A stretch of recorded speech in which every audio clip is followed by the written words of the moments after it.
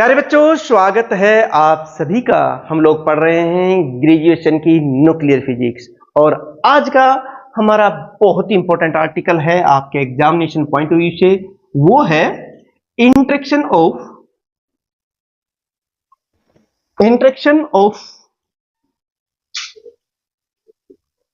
Heavy charge particle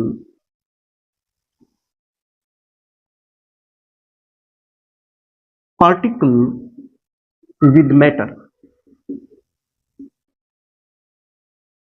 interaction का मतलब तो वही होता है जिस तरह से हम किसी के पास जाते हैं तो हम अपने विचारों को उनको बताते हैं और कुछ आदान प्रदान होता है। ठीक वैसे ही यहाँ एक बहुत तेज गति से आता हुआ कोई हैवी चार्ज पार्टिकल जब किसी मैटर पर गिरता है या उसके साथ इंटरेक्ट करता है तो अपनी काइनेटिक एनर्जी जो है उसे ट्रांसफर कर देता है। उसकी वजह से क्या होता है कि उस मैटर का जो एटम होता है या तो वो एक्साइटेड हो जाता है या फिर आयोनाइज हो जाता है। तो आज हम क्या करेंगे कि हैवी जो चार्ज पार्टिकल है इसमें इसकी काइनेटिक एनर्जी में जो लॉस होता है आज हम उसे कैलकुलेट करेंगे, उसके फार्मूले को डिराइव करेंगे। लेकिन शुरुआत कहां से करेंगे? जो मैंने आपको बताया ना, बिल्कुल वैसे ही बहुत ही इजी स्टेप में आज हम इस आर्टिकल को करने वाले हैं। पूरा आर्टिकल अगर आप देख लेंगे तो इसे एग्जाम में बहुत ही अच्छी तरीके से आप लिख करके आ पाएंगे, लेकिन बिना स्किप किए इसे आपको देखना होगा। तो अब आपको यह तो समझ में आ गया कि interaction of heavy charge particle with matter होता क्या है। फिर सुन लीजिए कि when a heavy charge particle interact with a matter, it transfer its energy to the atom of the matter, causing its excitation or ionization। ये लिख भी देना, शुरुआत में हम इसी तरह करेंगे।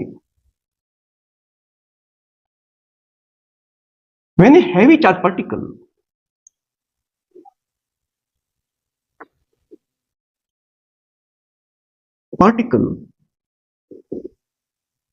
interact with a matter, it transfer its kinetic energy to atom of absorber और मैटर के जो एटम है उसे होगा क्या? causing its excitation और आयोनाइजेशन। एक और बात है प्यारे बच्चों, मेनली हम यहां पर जो कंसीडर करने वाले हैं ना, अभी मैं समझाऊंगा आपको बहुत ही सिंपल स्टेप में, सब कुछ आपको समझ में आ जाएगा, बस आप देखते रहिएगा कि जो एनर्जी लॉस है ना, एटम के इलेक्ट्रॉन्स को जो है कंट्रीब्यूशन ज्यादा होता है, वहां एनर्जी लॉस ज्यादा होती है। न्यूक्लियस को या इलास्टिक स्केटरिंग की वजह से या किसी और वजह से जो एनर्जी लॉस है वो बहुत ही कम है, इसलिए हम उसे नेग्लिजिबल मानते हैं और उसे नेग्लेक्ट करके चलेंगे। वही चीज यहां मैं लिख रहा हूं, the loss of energy due to elastic scattering etcetera is negligible. ये बहुत ही कम होती है, इसको हम कंसीडर यहां नहीं करने वाले हैं। तो ये बात आपको समझ में आई प्यारे बच्चों। चलिए अब बात कर लेते हैं डायग्राम के साथ, स्टेप बाय स्टेप, कि भाई जो हैवी चार्ज पार्टिकल है आ रहा है बहुत तेजी से, तो उसकी कुछ काइनेटिक एनर्जी है और वो काइनेटिक एनर्जी कैसे लॉस होती है और उसका एक्सप्रेशन हम यहां ड्राइव करेंगे कैसे। चलिए देख लेते हैं। मान लो कि ये हमारा हैवी चार्ज पार्टिकल है और जिस पर चार्ज कितना है, Ze। हैवी चार्ज पार्टिकल मतलब समझ रहे हैं कि अल्फा पार्टिकल या इससे हैवी जो पार्टिकल्स होते हैं उन्हें हम हैवी चार्ज पार्टिकल्स कहते हैं। तो ये वही हैवी चार्ज पार्टिकल है जिसका चार्ज कितना है, Ze, और जिसका मास कितना है, m है। और ये किधर मूव कर रहा है? हम मान रहे हैं कि ये x एक्सिस डायरेक्शन में मूव कर रहा है, ये x एक्सिस डायरेक्शन है। और इधर आप देखेंगे है, यहां से आप इस तरह से मैं बात कर लेता हूं, ये y एक्सिस डायरेक्शन है, ये न्यूक्लियस है। अब देखना कि ये heavy charge particle x axis direction में v वेलोसिटी से मूव करता हुआ आ रहा है तेजी से, जिसका चार्ज Ze है और जिसका मास कितना है m, और ये न्यूक्लियस है, न्यूक्लियस है किसी एटम की जो इस मैटर का एटम है, और ये उसका इलेक्ट्रॉन है, उस एटम का इलेक्ट्रॉन है। जरा देखना, इस चीज को समझ लोगे तो फिर नोट्स भी आपके बन जाएंगे, साथ साथ आप लिखते भी जाएं। अब देखिए ये जो इलेक्ट्रॉन है ये इस एक्स एक्सिस से v डिस्टेंस पर है, ये आ रहा है एक्स एक्सिस की तरफ, और ये जो इलेक्ट्रॉन है इस इलेक्ट्रॉन का भी मैं बता दूं आपको, स्मॉल m मास ले लेते हैं, और इसका जो चार्ज है ना वो E है, ये देखिए। और ये हैवी चार्ज पार्टिकल है, इस तरह से ये आ रहा है। इस हैवी चार्ज पार्टिकल की इस इलेक्ट्रॉन से जो डिस्टेंस है ना वो हम मान लेते हैं r है, और ये कितने एंगल बना रहा है r, इस एक्स एक्सिस के डायरेक्शन के साथ थीटा एंगल बना रहा है।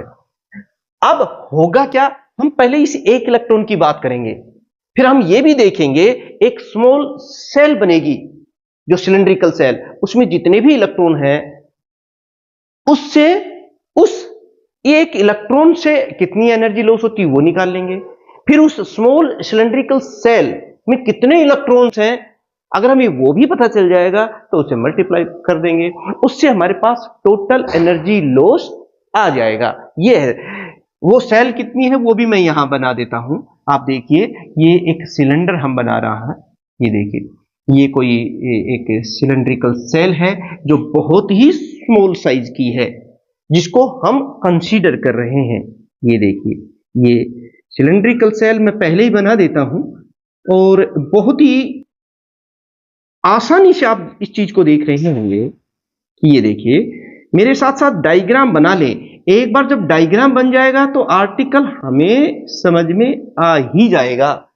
पेन कॉपी लेकर के, मुझे पता है जो सिंसियर स्टूडेंट्स हैं वो बैठे हैं अपने नोट्स बना रहे हैं। ये एक स्मॉल सेल हमने कंसीडर कर ली है जो कि सिलेंड्रिकल है, ये वाई डायरेक्शन है, और इधर ये जो है ये हमारी एक्स एक्सिस डायरेक्शन है, यही डायरेक्शन है, और ये इसका जो बी है ये इसका आप देख रहे हैं रेडियस है, और इसकी जो थिकनेस है ये हम डी भी ले रहे हैं, और इसकी जो लेंथ है प्यारे बच्चों वो हम dx ले रहे हैं। ये एक फाउंडेशन सी हमारे पास तैयार हो गई। फिर देखिए एनर्जी लॉस क्या है उसका कैलकुलेशन, एक फार्मूला जो है उसे ही तो आज हम डिराइव करेंगे, और फाउंडेशन आपके सामने तैयार हो चुकी है। तो चलिए कैसे करेंगे, स्टेप मैं लिख देता हूं यहां पर। कैलकुलेशन यानी कि ये फार्मूला है, calculation of energy loss per unit path length, ये हमें निकालना है। यानी कि एक फार्मूला ड्राइव करें, किसकी एनर्जी लॉस होगी, इस हैवी चार्ज पार्टिकल की। किसको देगा ये, इस मैटर को देगा, और मैटर को जब ये एनर्जी ट्रांसफर करेगा तो कुछ एनर्जी इलेक्ट्रॉन लेंगे, वो लोअर स्टेट से एक्साइटेड स्टेट में चले जाएंगे, हायर स्टेट में चले जाएंगे जिसको हम एक्साइटेशन कहते हैं, और कुछ इलेक्ट्रॉन तो इतनी एनर्जी ले लेंगे कि उस एटम को छोड़ ही देंगे, तो वो आयनाइजेशन हो गया। हाँ, कुछ एनर्जी इसकी इलास्टिक स्कैटरिंग यानी नजदीक से जाएंगे, और थोड़ी बहुत एनर्जी लॉस जो है उसकी वजह से होगी, कुछ न्यूक्लियस को, उन चीजों को जो बहुत ही कम है उनको हम यहां पर कंसीडर नहीं कर रहे हैं। तो फिर अब इसको लिखेंगे कैसे, पेपर में सिर्फ आना ही काफी नहीं होता है, बहुत बढ़िया लिख करके आना जरूरी होता है। तो अब हम कैसे लिखेंगे जरा सोचिए। आप लिखेंगे कि consider a charge particle heavy of charge Ze and mass m, ये मान लो हीलियम न्यूक्लियाई है, alpha particle is moving with velocity v in x axis direction. ये लिखेंगे, थोड़ी सी भूमिका बना लेते हैं ना, वो जरूरी होती है। क्या लिखेंगे, consider a charge particle, a heavy charge particle of charge ZE and mass M is moving with velocity V in x-axis direction. Atomic electron ये है, इस एटम की न्यूक्लियस ये है, और इलेक्ट्रॉन कितना है, मास कितना है, स्मॉल m, और उस पर चार्ज कितना है, E है। इसी एक इलेक्ट्रॉन को पहले हम देख लेते हैं, फिर हम यहां बाद में आएंगे। पहले हम ये देखेंगे कि ये हैवी चार्ज पार्टिकल इस एक इलेक्ट्रॉन को कितनी एनर्जी ट्रांसफर करता है, इसकी एनर्जी में कितना लॉस आता है इस एक इलेक्ट्रॉन की वजह से। पहले हम इसी की बात करेंगे, इजी हो जाएगा। When it passes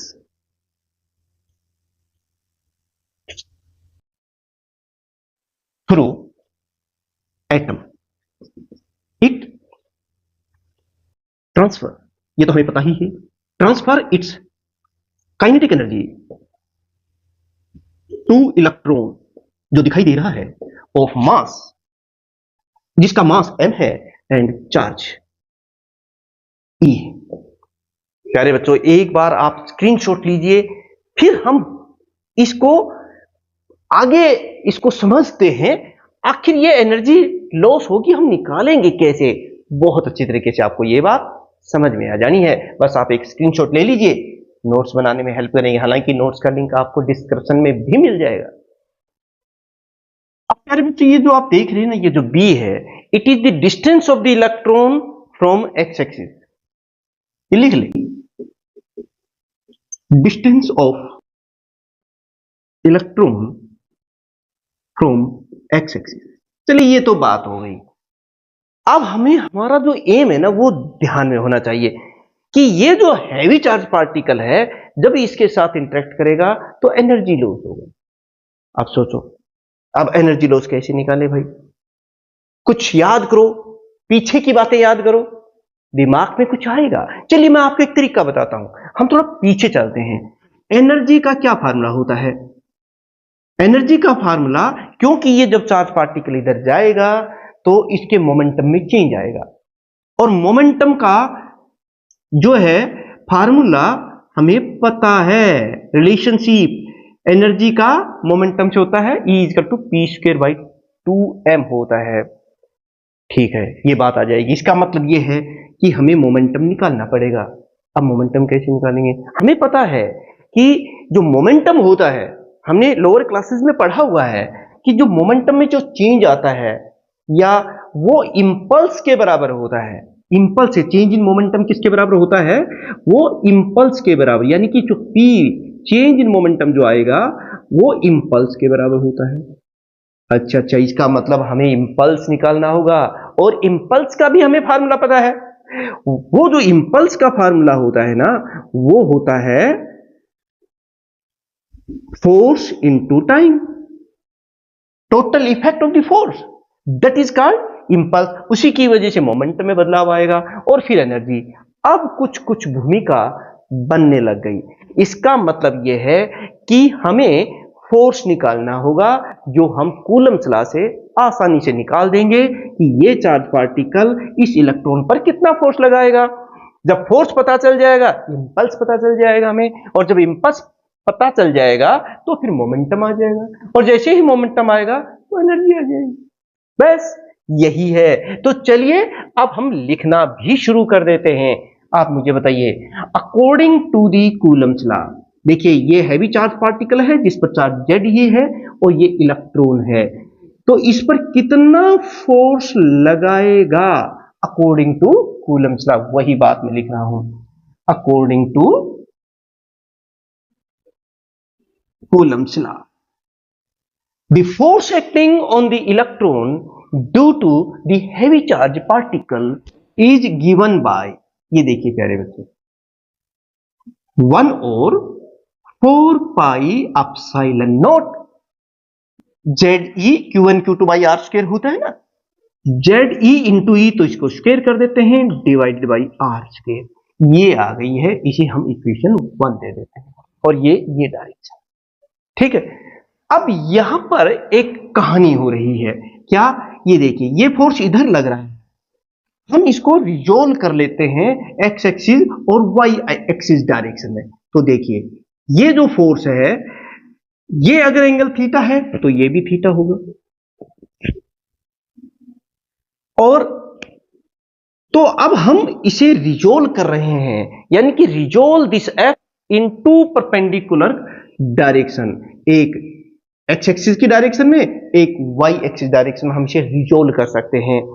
वही बात मैं लिख रहा हूं, रिजोल्व, यहां देखने की बात है, resolve F into perpendicular component. ये देखिए आप कहोगे सर ये तो बहुत ही आसान है, आसानी से हम इसको कर सकते हैं, क्योंकि हम जानते हैं कि एंगल के साथ जो कंपोनेंट होता है वो कोस के साथ होता है, एफ कोस थीटा। ये हो गया, पढ़ रखा है, आप बताने की जरूरत नहीं है। और जो दूसरी डायरेक्शन में आप देख रहे हैं ये हो जाएगा एफ साइन थीटा। यहां पर ये जो एफ साइन कोस थीटा है, ये क्योंकि इसमें डिफरेंट इलेक्ट्रॉन्स हैं, उन पर जो लगेंगे तो ये एक दूसरे को कैंसिल्ड आउट कर देंगे, और ये जो एफ साइन थीटा है वाई डायरेक्शन में ये ऐड होता चला जाएगा। वही बात लिख रहा हूं मैं, F cos theta cancelled out, ये तो कैंसिल्ड आउट हो जाएंगे सारे, जब मिलेंगे तो नेट जीरो हो जाएगा। लेकिन जो दूसरा कंपोनेंट है, ये देखिए प्यारे बच्चों, ये है F sine theta, it get added up, मतलब ये जुड़ जाएंगे। तो टोटल जो वाई डायरेक्शन में जो फोर्स है वो कितना हो जाएगा, ये देखिए ये हो जाएगा हमारा एफ वाई, लिख देता हूं मैं F y, and it is equal to F sine theta. इसको जोड़ दीजिए, टोटल ये हो गया मान कि इतना फोर्स एक्ट कर रहा है वाई डायरेक्शन में।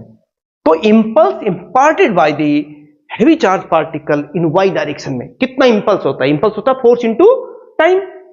तो वही बात मैं लिख रहा हूं, now impulse imparted in y direction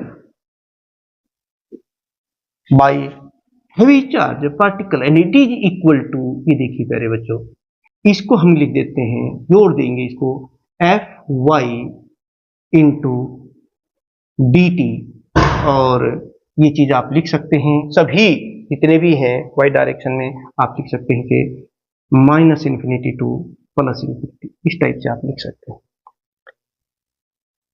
अब हम यहां एफ वाई की जगह ये रख देंगे, तो देखिए फिर हमारे पास क्या आएगा,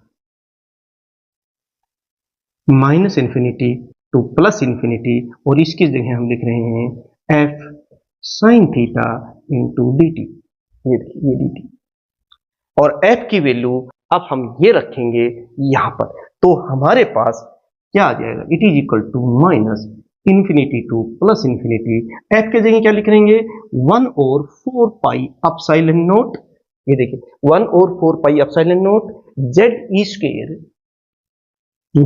स्क्वायर बाई आर स्क्वायर, ये तो हमने एफ के जगह लिख दिया है, साइन थीटा यहां पहले से ही है, हम भी लिख देते हैं इंटू डी टी, ये चीज आप हमने यहां पर लिख दी। तो प्यारे बच्चों देखिए ये तो आ गई हमारे पास इंपल्स इंपार्टेड इन वाई डायरेक्शन, किसको है ये, इलेक्ट्रॉन्स को, मतलब हमारे हैवी चार्ज पार्टिकल ने इस इलेक्ट्रॉन को और कितना अपना इंपल्स कंट्रीब्यूट कर दिया है वो है। अब हम करने क्या वाले हैं, ये इसकी जो टाइम है वेरिएबल इसको बदलेंगे, आर को dt को इनकी जगह इस फिगर की सहायता से वैल्यू रखेंगे, फिर थोड़ा आसान हो जाएगा। तो आप एक स्क्रीनशॉट ले लीजिए, फिर हम आपको इसको आगे समझाते हैं। प्यारे बच्चों देखिए जो मैं बात कर रहा था, इस ट्राइंगल का सारा देखिए, इस ट्राइंगल के अंदर आप मुझे बता सकते हैं कि what is the value of sine theta, मैं क्यों निकाल रहा हूं अभी आपको पता चल जाएगा। साइन थीटा किसके बराबर होता है, परपेंडिकुलर अपॉन हाइपोटेन्यूज, यानी कि बी बाई आर, और यहां से हम आर की वैल्यू निकाल सकते हैं, आर किसके बराबर हो जाएगा हमारा, बी बाई साइन थीटा। ये देखिए यहां जहां आर है ना वहां हम ये लिखने वाले हैं, ठीक है। एक चीज तो ये हो गई। हमें इस dt को भी खत्म करना है, हम सिर्फ एंगल जो हमारा वेरिएबल है थीटा उसी को रखेंगे। तो फिर इसको खत्म करने के लिए क्या करें, अब मुझे बताओ, कोई चार्ज पार्टिकल v वेलोसिटी से x एक्सिस डायरेक्शन में जा रहा है, तो t टाइम में वो कितनी दूरी तय करेगा बताओ। x किसके बराबर होता है, velocity into time, speed into time हो गया ना, वेलोसिटी इंटू टाइम हो गया, ये बात आ गई। और यही डिस्टेंस हम एक और तरीके से भी निकाल सकते हैं, ये डिस्टेंस हमारी x है, यहां से यहां तक ये जो डिस्टेंस है ये x है, तो इसको हम कैसे निकालें, मुझे एक बात बताओ आप, what is the value of tangent theta. Tangent theta किसके बराबर होता है, परपेंडिकुलर अपन बेस, यही तो होता है। और इसका अगर हम उल्टा कर दें तो x किसके बराबर हो जाएगा प्यारे बच्चों, यहां खुद ही देखिए आप, यहां पे x हो जाएगा हमारा b बाई टेंजेंट थीटा, यही है। और टेंजेंट थीटा का जो रेसिप्रोकल होता है वो कोट थीटा होता है, तो हमने ये लिखा, यानी x के स्थान पर कोट थीटा, और कोई चार्ज पार्टिकल यहां से यहां t टाइम में पहुंचता है, वो दूरी हमने निकाल दी वेलोसिटी इनटू टाइम, और यही x जो है जो आप देख रहे हैं यहां पर, ये b इंटू कोट थीटा के भी बराबर है, जैसे बताया ना x equal to v2, distance है ना x, ये जो डिस्टेंस है ये किसके बराबर है, वेलोसिटी इनटू टाइम, और दूसरा हमने अपने जो ट्रिग्नोमेट्रिकल जो रेशियोज है उसकी सहायता से निकाल लिया है।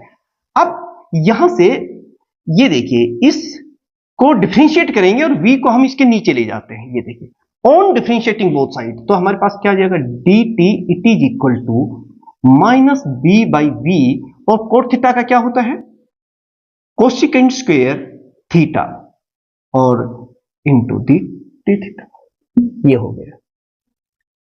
इसका सीधा मतलब ये हुआ, अब हम dt की जगह पर तो ये लिखने वाले हैं और r की जगह ये लिखने वाले हैं, लेकिन ऐसा करते वक्त हमारी ये जो लिमिट्स हैं ये भी तो बदल जाएंगी। अब देखिए, अगर हम टाइम की बात करें तो थीटा कितना होगा, यहां minus infinity to plus infinity, अगर इसको माइनस इंफिनिटी करते हैं यहां पर तो थीटा कितना आएगा, जीरो, कोट जीरो की वैल्यू ही तो माइनस इंफिनिटी होती है यहां पर जब देखेंगे, और इसको जब हम प्लस इंफिनिटी करेंगे तो थीटा की वैल्यू कितनी आ जाएगी, 180 यानी कि पाई। इसका मतलब जो लिमिट्स है हमारी वो 0 टू पाई हो जाएंगी, और r की वैल्यू रखेंगे और dt की वैल्यू रखेंगे, तो ये जो रिलेशन है हमारा ये क्या बन जाएगा, equation, this equation now becomes, यानी कि जो इंपल्स है which is imparted to this electron in y axis direction that becomes now, अब देखिए i y कितना हो जाएगा ये, अब देखिए लिख लेते हैं, 1 और 4 पाई एप्सिलॉन नॉट लिखा हुआ है, 1 और 4 pi epsilon, Z E square हम भी लिख देते हैं, जेड ई स्क्वायर, नीचे जो आर स्क्वायर है उसके स्थान पर ये वैल्यू रखनी है, तो नीचे क्या हो जाएगा, बी स्क्वायर, और साइन स्क्वायर थीटा ऊपर चला जाता है, ये देखिए मैंने इस आर स्क्वायर के स्थान पर यहां से B square upon sine square theta लिख दिया है, साइन थीटा यहां ऑलरेडी है, हम भी लिख देते हैं, ये लीजिए साइन थीटा लिख दिया, साथ में ये जो dt है ना इसकी वैल्यू आप लिखेंगे यहां से, ये देखिए यह है माइनस b बाई वी, तो यहां पर हम माइनस लगा देते हैं एक तो, और b बाई वी, और ये माइनस तो पहले से ही था, और एक ये माइनस है तो ये तो हो गया प्लस, समझ रहे, देखो यहां माइनस है, एक ये माइनस, तो b बाई वी, b भी लिख दिया हमने और नीचे v भी लिख दिया, और साथ में ये कोसिकेंट स्क्वायर थीटा भी लिख दिया, इंटू डी थीटा भी लिख दिया, और लिमिट भी लिख दी 0 to pi, minus infinity to plus infinity थी और लिमिट्स हो गया हमारी 0 टू पाई, बदल दिया, सारी कहानी हमने यहां बदल दी है। अब आप देखिए कोसिकेंट स्क्वायर का रेसिप्रोकल क्या होता है, साइन स्क्वायर थीटा, तो 1 बाई साइन स्क्वायर थीटा करेंगे तो ये इससे कैंसिल हो जाएगा, तो इसको कुछ हम इस तरीके से लिख लेते हैं, सिंप्लीफाइड वे में लिख देते हैं कि ये जो कॉन्स्टेंट्स है ना इनको तो पहले ही बाहर ले लेते हैं, जैसे 1 और 4 पाई एप्सिलॉन नॉट, ये एक b है ना, ये भी इस b से कैंसिल कर देते हैं, तो ये हो जाएगा हमारे पास Z E square divided by B V, और यहां बचता है 0 to pi sine theta into D theta. ये देखिए सब कुछ लिख दिया हमने, जो कॉन्स्टेंट्स थे जो कट गए थे वो तो कैंसिल कर दिए हैं, बाकी सब कुछ को लिख दिया है। साइन थीटा का इंटीग्रेशन हमें पता है क्या होता है, 1 और 4 पाई एप्सिलॉन नॉट, इसे तो हमें लिखना होगा ही। और ये देखिए Z E square by B V, ये देखिए, और जब इसको इंटीग्रेट करेंगे तो ये हो जाएगा कोस थीटा। और लिमिट्स हमें पता है 0 टू पाई, लिमिट्स भी रख दीजिए तो कितनी हो जाएगी 1 और 4 pi epsilon not Z E square B V. और ये देखिए पहले हम अपर लिमिट रखेंगे कोस पाई, फिर माइनस साइन के साथ, ये माइनस माइनस है तो कोस 0। और ये देखिए कोस 0 की वैल्यू कितनी होती है 1, और कोस पाई की वैल्यू कितनी होती है -1 होती है, और माइनस ये होगा यानी 1 और 1 ये 2 हो गया है प्यारे बच्चों। यदि 1 + 1 हो जाएगा ना 2, तो ये 2 इससे कैंसिल हो जाएगी, आ जाएगी कि 1 और 2 पाई एप्सिलॉन। देखो इस 2 से ये 2 हमने कैंसिल कर दिया है, Z E square by B V, ये आ गया। This is the impulse imparted to this electron in y axis direction, ये चीज आ गई प्यारे बच्चों। ये देखिए, और अब हम जानते हैं कि momentum transfer to the electron is equal to the impulse, क्योंकि हम उल्टा चल रहे हैं, हमें एनर्जी लॉस निकालनी है, एक बार मोमेंटम तो पता चले, और वो इसके बराबर ही होता है, लेकिन वो हम लिखेंगे। आप एक और स्क्रीनशॉट ले लीजिए, अगर जिन बच्चों ने स्किप नहीं किया है तो उनको बहुत अच्छी तरीके से ये आर्टिकल समझ में आ रहा होगा। आ रहा है तो इस दौरान आप नीचे लाइक कर दीजिए, तब तक सब्सक्राइब कर लीजिए अगर नहीं है तो, क्योंकि ऐसे लेक्चर्स आपको सभी क्लासेस के फिजिक्स के मिलने वाले हैं। आपका पूरा सिलेबस और एग्जाम्स की तैयारी से संबंधित हम यहां पर अपलोड करने वाले हैं। Momentum transfer to an electron, भाई एक इलेक्ट्रॉन को कितना मोमेंटम ट्रांसफर होगा वो इंपल्स के ही तो बराबर होता है, ये हम पहले से ही जानते हैं। यही तो मैंने कहा हम वापस चलेंगे, बात मैंने बताई भी थी। और इंपल्स इतना है, इसका मतलब मोमेंटम कितना ट्रांसफर हुआ, it is equal to impulse, और ये इतना ही है 1 और 2 pi epsilon not Z E square by B ये। और अब एक बार मोमेंटम पता चल गया तो फिर energy loss by this heavy charge particle to 1 electron वो हम निकाल लेंगे, क्योंकि उसका फॉर्मूला हमें पता है p² / 2m होता है। So therefore energy loss by heavy charge particle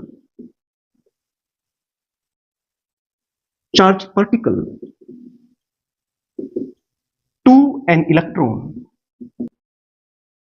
ये कितनी होगी आप वो देख लीजिए। इट इज इक्वल टू एक इलेक्ट्रॉन के द्वारा वो हो जाएगी कितनी होगी आप जानते हैं ना फॉर्मूला इसका, p² / 2m। यार मोमेंटम हम पहले ही निकाल चुके हैं, तो फिर ये फॉर्मूला क्या, इसका स्क्वायर कर दीजिए। ये देखिए 1 और 4 पाई और 2 यहां पहले से है तो 8 हो जाएगा, 8 पाई एप्सिलॉन। समझ रहे ना, इसका स्क्वायर कर रहा हूं मैं, 1 और 2 का स्क्वायर करेंगे 4, 2 यहां है, पाई का भी स्क्वायर करेंगे, क्योंकि p का स्क्वायर कर रहे हैं ना, एप्सिलॉन नॉट का भी स्क्वायर करेंगे, कर दिया। इसका भी स्क्वायर करेंगे z² और e⁴ हो गई है, नीचे b² आ गया है और b² आ गया है, और साथ में m भी है वो भी लिख दिया। इसको हम इक्वेशन नंबर 2 कह देते हैं। This is the energy loss by heavy charge particle to 1 electron. एक इलेक्ट्रॉन को इतनी एनर्जी का लॉस हो रहा है, ये हमने निकाल दिया इस एक। हम ये देखेंगे कि भाई इस हैवी चार्ज पार्टिकल ने किसी एक इलेक्ट्रॉन को तो एनर्जी दी नहीं है, इस स्मॉल सिलिंड्रिकल सेल जो कि होलो है, इसमें अगर हमें यह पता चल जाए कि कितने इलेक्ट्रॉन हैं, तो फिर हम इससे उसे मल्टीप्लाई कर देंगे, इससे हमारे पास क्या आ जाएगा, टोटल एनर्जी लॉस आ जाएगा। वही मैं बात यहां कह रहा हूं, और उसके लिए हमें पता होना चाहिए कि इसमें कितने इलेक्ट्रॉन हैं। उसी की हम बात कर लेते हैं कि let us suppose that N Z dash कह देता हूं is the number of electrons per unit volume.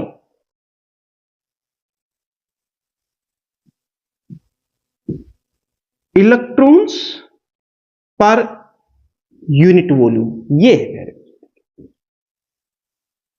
In matter. Matter की बात कर रहे हैं, इसलिए मैटर तो बहुत ज्यादा है, लेकिन हम बहुत ही एक छोटा सा हिस्सा लिया है इस होलो सिलिंड्रिकल सेल के रूप में।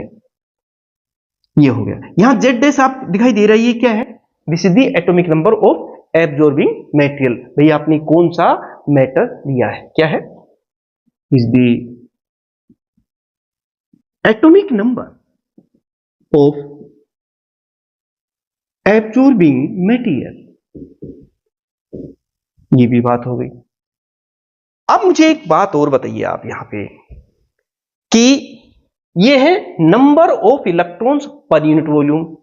आप बता सकते हैं इसमें कितने इलेक्ट्रॉन, आप कहीं सर बता तो सकते हैं, लेकिन कैसे, अगर हमें यह पता चल जाए कि इस सिलेंड्रिकल जो ये सेल दिखाई दे रही है इसका वॉल्यूम कितना है, तो वॉल्यूम ऑफ सेल कितना हो जाएगा, वॉल्यूम ऑफ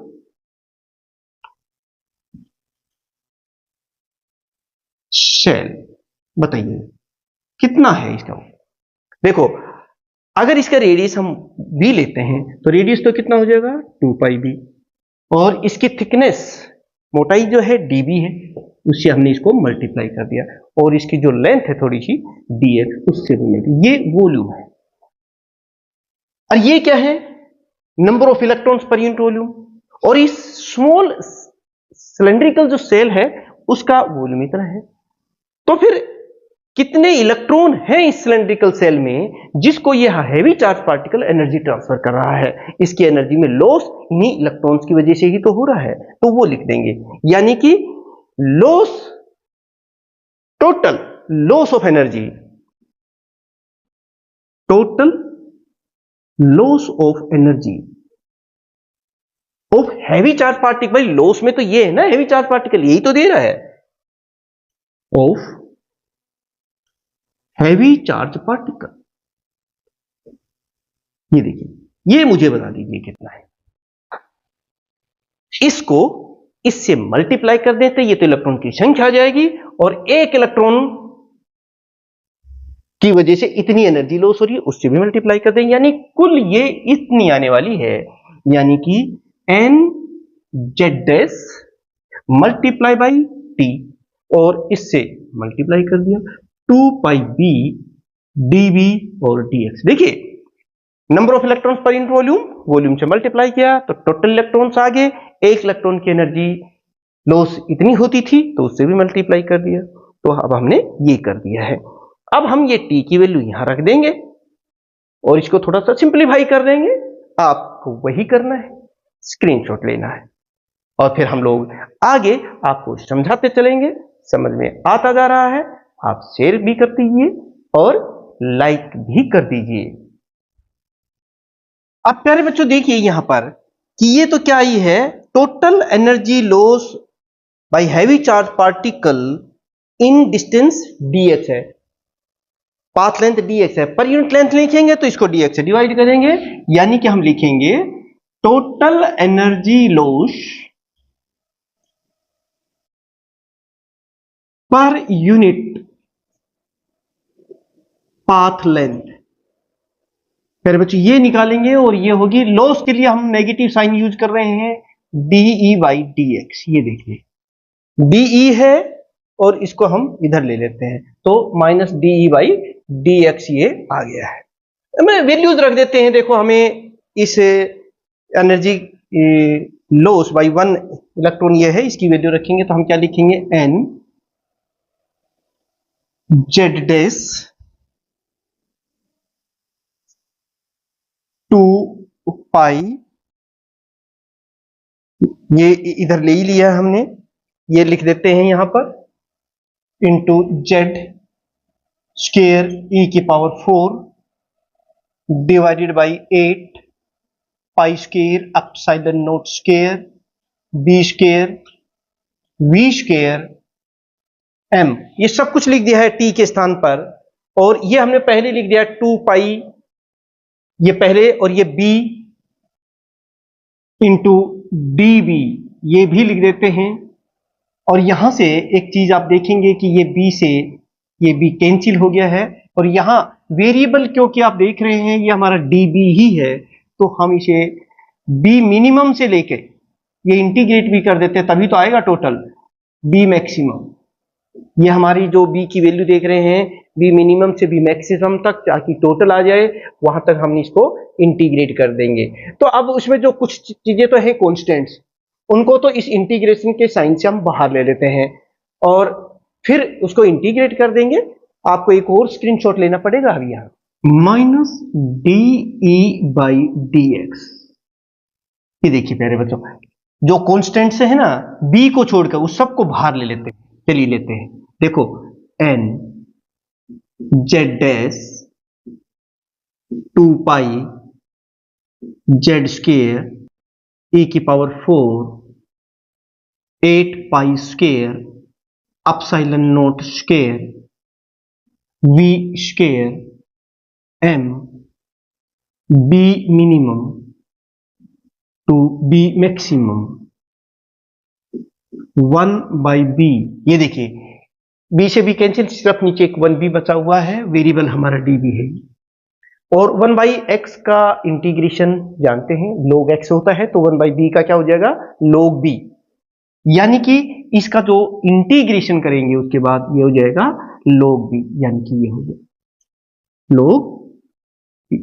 और इसकी लिमिट्स वही b minimum to b maximum.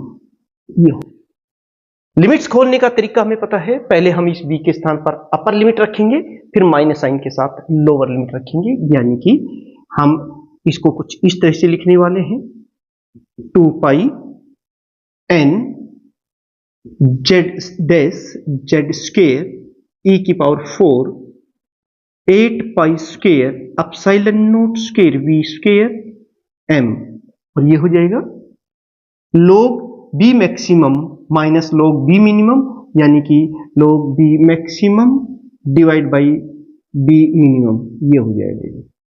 देखिए फार्मूला लगे ना, पहले आप b के स्थान पर अपर लिमिट रखेंगे तो log b मैक्सिमम हो जाएगा, माइनस फिर लोअर लिमिट रखेंगे log b मिनिमम, और log m minus log n क्या होता है log m बाई n, तो वो ये चीज आ गई है। ये हमारे पास आ ही गया है de बाई dx।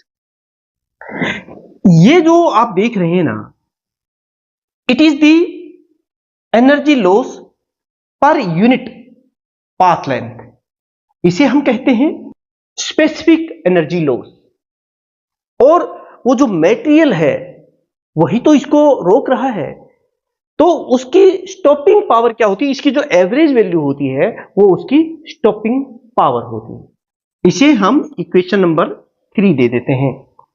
प्यारे बच्चों, ये जो इक्वेशन है, this equation give the energy loss per unit path length of this heavy charge particle to the matter, और इसे ही कहते हैं हम स्पेसिफिक एनर्जी लॉस, यानी कि लिख भी दीजिए आप दिस एनर्जी लॉस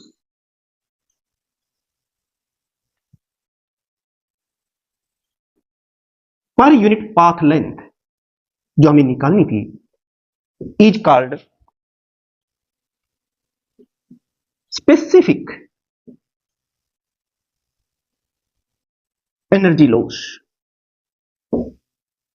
और इसकी जो एवरेज वैल्यू है ना उसे हम कहते हैं किसकी, अब ये जो मैटर है ना, मटेरियल जो इसको रोक रहा है उसकी स्टॉपिंग पावर कहते हैं। इसकी जो एवरेज वैल्यू है, जो स्पेसिफिक एनर्जी लॉस है ना, इसकी जो एवरेज वैल्यू है that is called the stopping power of the matter, absorbing material जिस पर ये हैवी चार्ज पार्टिकल इंटरेक्ट कर रहा है,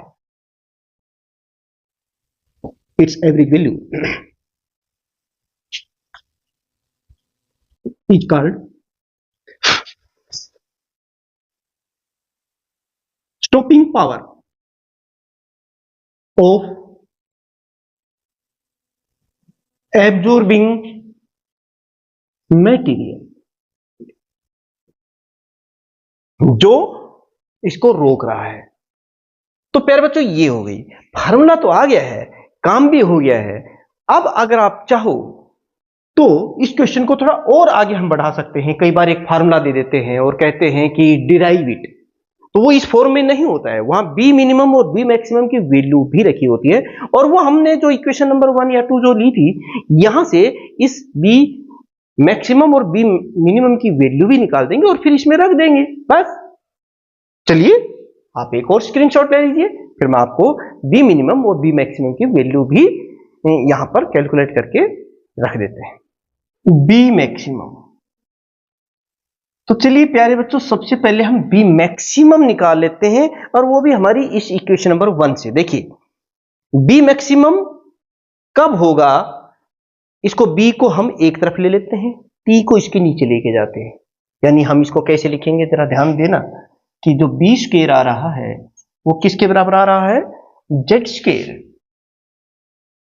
ई की power 4 divided by 8 pi square epsilon not square, और नीचे टी आई गया है और एम वी स्क्वायर ये आ गया है। यहां ये जो बी मैक्सिमम कब होगा, जब यहां पर ये जो टी है ना, जो काइनेटिक एनर्जी, ये मिनिमम हो जाएगी। बाकी तो यहां ये कांस्टेंट है, तो टी मिनिमम होनी है, टी शुड बी मिनिमम। और कितनी कम से कम हो सकती है, binding energy of atomic electron of the हमारे एब्जॉर्बिंग मटेरियल, ये मैं बात कर रहा हूं। यानी कि फॉर, ये देखिए for B maximum big T should be minimum, और ये कितनी होनी चाहिए, equal to average value of binding energy of electron in absorbing matter, जो मैटर है ना जिस पर ये इंटरेक्ट कर रहा है। तो अब हमें पता चल गया भाई, ये जो बी मैक्सिमम जो है ये कितना हुआ, इस टी मिनिमम को जो है यहां हम आई लिख लेते हैं, ठीक है। तो बताइए कितना हो जाएगा, ये बी मैक्सिमम हो जाएगा, यहां से जेड स्क्वायर, क्योंकि ये बी का स्क्वायर है तो हम रूट ले लेते हैं, तो जेड हो जाएगा ई की पावर 2 हो जाएगी, और नीचे 8 के स्थान पर हम 2√2 लिख देंगे, स्क्वायर रूट लेने ना, और पाई हो जाएगा, एप्सिलॉन नॉट हो जाएगा, और टी के स्थान पर हम आई लिख देते हैं, वो भी रूट में, क्योंकि स्क्वायर रूट लेंगे ना, टी मिनिमम तो हम आई के बराबर ले रहे हैं, average binding energy of the electron, और एम वी स्क्वायर, इसको भी एम वी स्क्वायर ये भी ले गए, ये मिल गया। इसको याद रखना प्यारे बच्चों, ये क्वेश्चन नंबर 4 हो गई हमारी, क्योंकि इसमें हम रखने वाले हैं। बी मैक्सिमम तो पता चल गया प्यारे बच्चों, अब हम बी मिनिमम और पता कर लेते हैं, ये क्या होता है। देखिए इसके लिए हम क्या करेंगे कि हमारा ये जो हैवी चार्ज पार्टिकल है, इस न्यूक्लियस के साथ मान लो इलास्टिक हेड ऑन कोलिजन हो रहा है, हेड ऑन कोलिजन किस किस के बीच में, between heavy charge particle, charge particle and nucleus. और इसमें प्यारे बच्चों आपको पता है कि जो काइनेटिक एनर्जी होती है वो कितनी होती है, मैक्सिमम काइनेटिक एनर्जी कितनी होती है, हाफ एम वी स्क्वायर होती है। अब ये चार्ज पार्टिकल वी वेलोसिटी से जा रहा था, टकराया, तो उसके बाद इसकी वेलोसिटी हम जानते हैं कितनी हो जाती है, डबल हो जाती है। तो इसकी काइनेटिक एनर्जी कितनी हुई, हाफ एम 2v का स्क्वायर। जो वेलोसिटी v होती है कोलिजन के बाद वो कितनी हो जाती है, डबल हो जाती है। ये चीज हमने पढ़ रखी है, मुझे बताने की जरूरत नहीं है। और ये t कितना है, यहाँ पर मैक्सिमम है प्यारे बच्चों, ये मैक्सिमम। इसको थोड़ा अगर हम सोल्व कर लें तो आप देख सकते हैं यहाँ पर कि ये 4 है, तो ये कितना हो जाएगा, 2 बच जाएगा ऊपर, एम वी स्क्वायर, ये चीज आ गई, ये देखिए आप। और हमें क्या निकालना है, बी मिनिमम निकालना है। तो बी मिनिमम कैसे आएगा, यहां से देखिए, बी मिनिमम बी मिनिमम देखिए प्यारे बच्चों, यहां से बी स्क्वायर है ना, तो इसका हम स्क्वायर रूट ले लेते हैं, तो कितना हो जाएगा ये जेड स्क्वायर, क्योंकि ये बी स्क्वायर है इसलिए हम यहां जेड स्क्वायर कर देते हैं और जेड हो जाए ई की पावर 2 लिख दिया है, कुछ नहीं, सिंपल सी बात है। 8 पाई स्क्वायर हम भी लिख देते हैं। 8 का तो रूट लेंगे ही हम यहां पे, तो ये कितना हो जाएगा 2√2 हो जाएगा, और पाई ऐसे ही लिख दिया है, एप्सिलॉन नॉट को भी लिख दिया है, और टी की जगह हम क्या लिख देंगे, टी की जगह हम लिख देंगे टी मैक्सिमम, और जो टी मैक्सिमम है प्यारे बच्चों यहां क्या लिखेंगे हम टी मैक्सिमम, और यहां पर है ही एम वी स्क्वायर। अब यहां सोचने की बात है, ये दोनों ऐसे हैं क्योंकि इन सब का तो हमने स्क्वायर रूट ले लिया, लेकिन टी मैक्सिमम और एम वी स्क्वायर का नहीं है। और यहां पर देखिए टी जो मैक्सिमम है हमारा ये 2mv स्क्वायर के बराबर है, यानी कि यहां पर हम क्या लिख सकते हैं 2 इंटू एम वी स्क्वायर। अब ये जो एम वी स्क्वायर का भी स्क्वायर हो गया ना यहां पे, ये देखिए इसका भी स्क्वायर हो गया, तो ये स्क्वायर रूट से कैंसिल हो जाएगा, और ये √2 और √2 2 हो गया, 2 2 जा 4 हो गया। अब हमें समझ में आ गया है कि ये है जेड ई स्क्वायर, और नीचे देखो 2 और √2 कितना हो गया 2 हो गया, तो 4 कर देता हूं मैं यहां पे इकट्ठा ही 4 पाई है, एप्सिलॉन नॉट है, और इधर स्क्वायर रूट हट गया है तो हम लिख देंगे खाली M V square, square root से स्क्वायर रूट इसका कैंसिल हो गया है। इस तरह से हमारे पास ये बी मिनिमम आ गई है और ये बी मैक्सिमम की भी वैल्यू आ गई है, और ये हमारे पास इक्वेशन नंबर 5 कह देता हूं। Now put this value of B maximum and B minimum from equation 4 and 5 in equation 3। और वैसा हम कैसे कर सकते हैं, पहले हमें जगह खाली करनी पड़ेगी, आपको एक स्क्रीनशॉट लेना पड़ेगा और फिर हम आपको आगे समझाएं। Minus D E by D x. प्यारे बच्चों अब हमें यहां पर बी मैक्सिमम और बी मिनिमम की वैल्यू रखनी है इन इक्वेशन 4 और 5 से। तो चलिए इसको पाई से पाई कैंसिल हो रहा है, हम भी कर देते हैं। ये पाई से एक पाई कैंसिल हो जाए, 2 4 जा 8, तो ये आ जाएगा एन जेड टेस जेड स्क्वायर ई की पावर 4 डिवाइडेड बाई 4 पाई। देखो 2 4 जा 8 पाई हमने लिख दिया है यहां पर, एक पाई से पाई कैंसिल करती है, epsilon not square V square M, ये भी लिख दिया है लॉग। अब ये बी मैक्सिमम के जगह पे ये लिख देंगे, यानी कि Z E square divided by 2√2 pi epsilon naught I M V square, ये और डिवाइड बाई ये बी मैक्सिमम बी मिनिमम के स्थान पर ये लिखेंगे, यानी कि Z E square divided by 4 pi epsilon naught M V square, ये हमने यहां लिख दिया है। अब जो चीज कटती है ना प्यारे बच्चों, वो उसे काट दीजिए।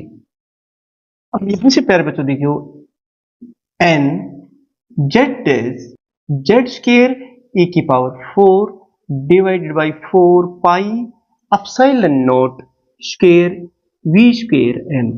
यहां देखने की बात देखो, ये नीचे है ना, तो जेड ये क्रॉस मल्टीप्लाई के ये टर्म ऊपर चली जाए, जेड स्क्वायर से जेड स्क्वायर होगी कैंसिल, ध्यान देना।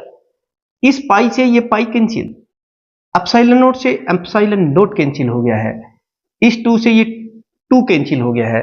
अब ये 2mv स्क्वायर ऊपर है और ये नीचे है, क्रॉस मल्टीप्लाई ऐसे ही तो होगा, तो हमारे पास जो बचेगा ना प्यारे बच्चों वो लिख दो यहां पे।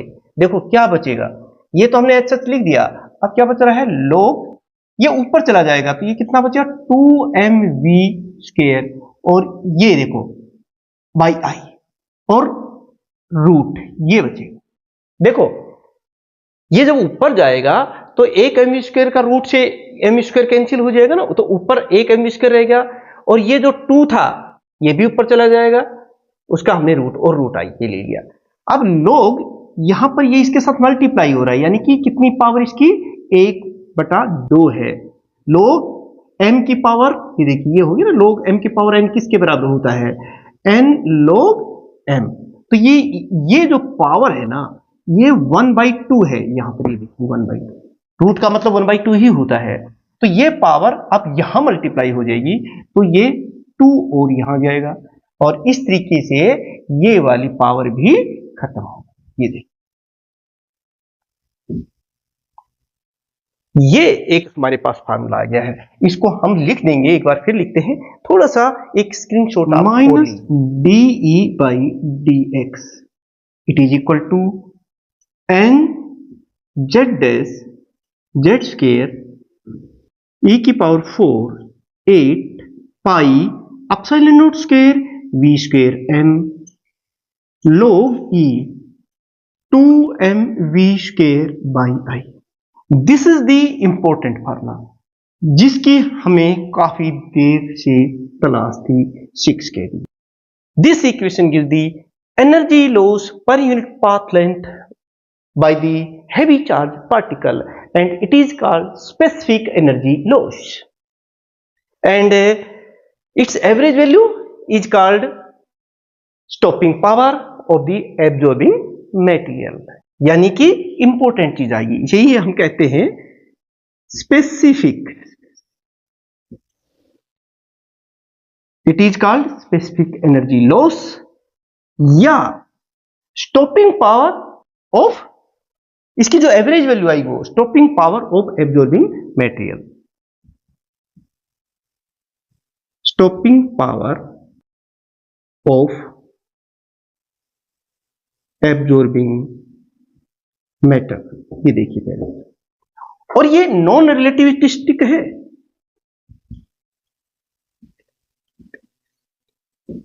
इसका मतलब भी मैं आपको समझाऊंगा कि अभी पार्टिकल वेलोसिटी जो है बहुत ज्यादा नहीं, जब वेलोसिटी ऑफ लाइट के कोरस्पॉन्डिंग उसके आसपास जब बहुत ज्यादा वेलोसिटी हो जाएगी पार्टिकल की, तब हम इसमें वो करेक्शन है वो भी लगाएंगे, उसकी बात करेंगे। लेकिन फिलहाल हम लोग देख लेते हैं, वी नोट दैट कि ये किन किन चीजों पर डिपेंड कर रहा है। ये बात अगर आपसे पूछे तो देखिए, this minus DE/dx it is directly proportional to the Z dash. Z dash क्या है, this is the atomic number of the absorbing material, और क्या चीज देख रहे हैं, it is directly proportional to Z square.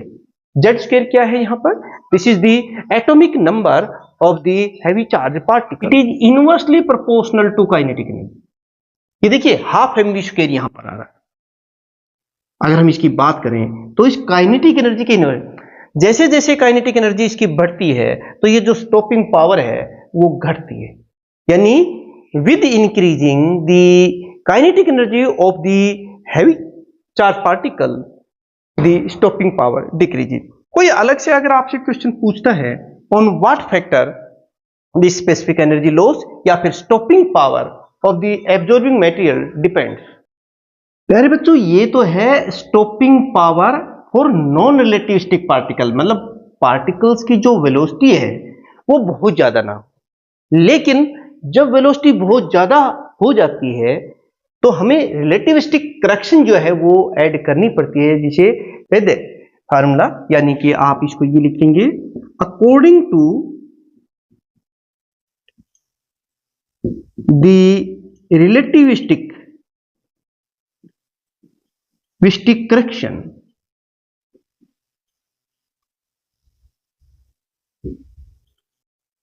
when heavy charge particle, जब हमारा ये चार्ज पार्टिकल बहुत ही कंपेरेटिव हाई वेलोसिटी से मूव करता है, when heavy